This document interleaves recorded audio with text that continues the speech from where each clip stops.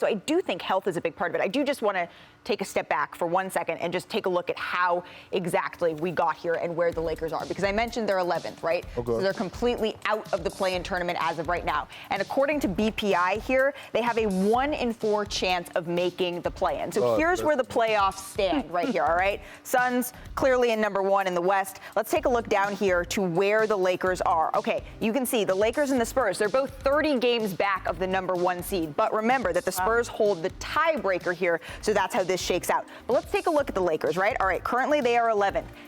This is their record, 3-game losing streak. Remember, they have the second toughest remaining schedule in the NBA. So they face the Utah Jazz on Thursday. Then they come home and back-to-back, they face New Orleans on Friday. But remember, New Orleans already owns the tiebreaker in this situation. Then they face Denver, the Suns, and the Warriors. Wow. So it does not get any easier for the Lakers. But Big Perk, I know you like the Spurs, right? So let's take a look at their road here. The Spurs currently in 10th. They're trying to hold on to this spot.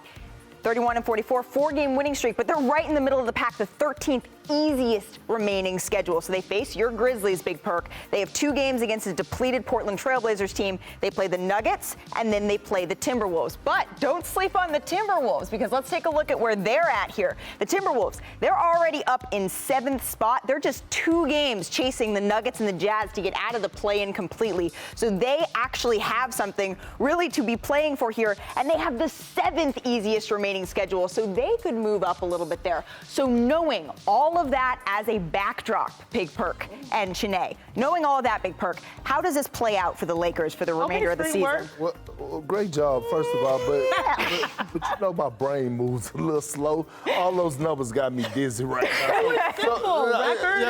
I get it, but it's so much because of the addition of the play-in tournament. You're gonna see teams start to do certain things like rest guys to position themselves, to duck smoke in. And certain teams not rest guys to capitalize on that. Like we just talked about with the Wolves. Absolutely. So when I look at that, though, I like the Spurs. I love the Spurs because we don't know when LeBron is going to come back, right? And even if LeBron do come back, think about this. He's not going to be 100%. We don't know how Anthony Davis is going to look. Do we expect AD to look like Paul George from last night? We know as bigs, it takes them a minute. It takes them time, unless you're Giannis Antetokounmpo, to get back into the floor of things. So I'm rolling with the Spurs. I don't think the Lakers are going to make the play-in tournament. Matter of fact, I know they're not.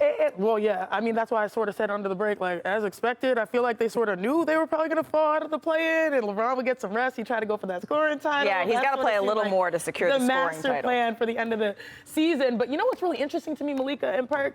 The Clippers.